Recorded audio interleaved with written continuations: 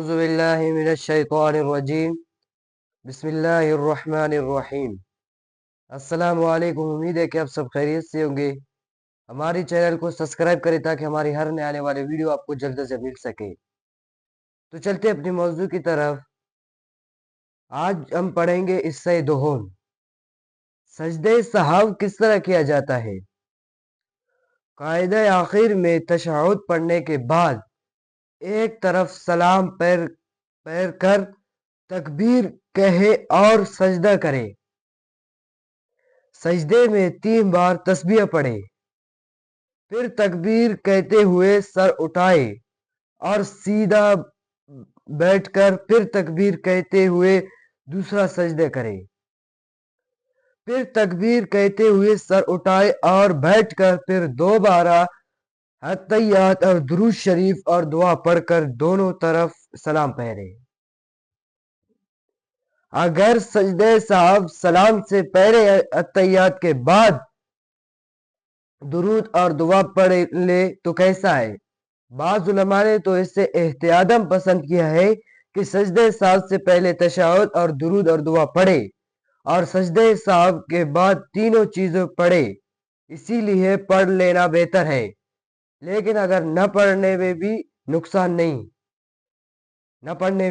نقصان نہیں۔ سجدہ سہو صرف فرض نمازوں میں واجب ہے یا تمام نمازوں میں؟ تمام نمازوں میں سجدہ سہو کا حکم یکساں ہے۔ اگر ایک طرف بھی سلام نہ پھیرے اور سجدہ سہو کر لیا تو کیا حکم ہے؟ نماز ہو جائے گی، مگر قصداً ایسا کرنا مکروہ تحریمی ہے۔ اگر دونوں سلاموں کے بعد سجدہ سہو کیا تو کیا حکم ہے؟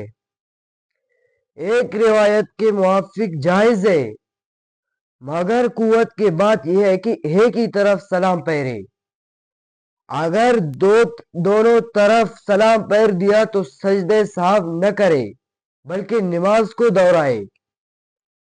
سجدہ سہو کن چیزوں سے واجب ہوتی ہے؟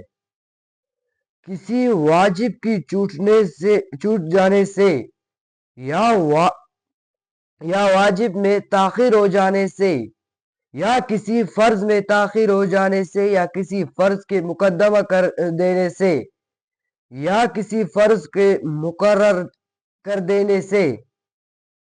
مثلا 2 رکوع کر لیا یا کسی واجب کی کیفیت بدل دینے سے سجدہ سہو واجب ہوتا ہے۔ کسی واجب کی کیفیت بدل دینے سے سجدہ سہو واجب ہوتا ہے۔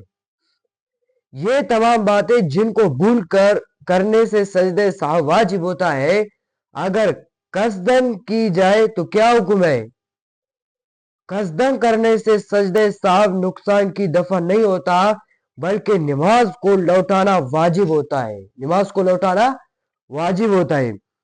اگر ایک نماز میں کئی باتیں یا ایسے ہو جائے جن میں ہر ایک چیز پر سجدہ سہو واجب ہوتا ہے تو کتنے سجدہ کریں؟ صرف ایک مرتبہ 2 سجدہ سہو کر لینا کافی ہے۔ قرأت میں کیا کیا تغیرات ہو جانے سے سجدہ سہو واجب ہوتا ہے؟ فرض نمازوں کی پہلی رکعت یا دوسری رکعت یا ان دونوں میں، اور واجب یا سنت یا نفل نمازوں کی کسی ایک یا زائد رکعت سورہ فاتحہ چھوٹ جانے سے۔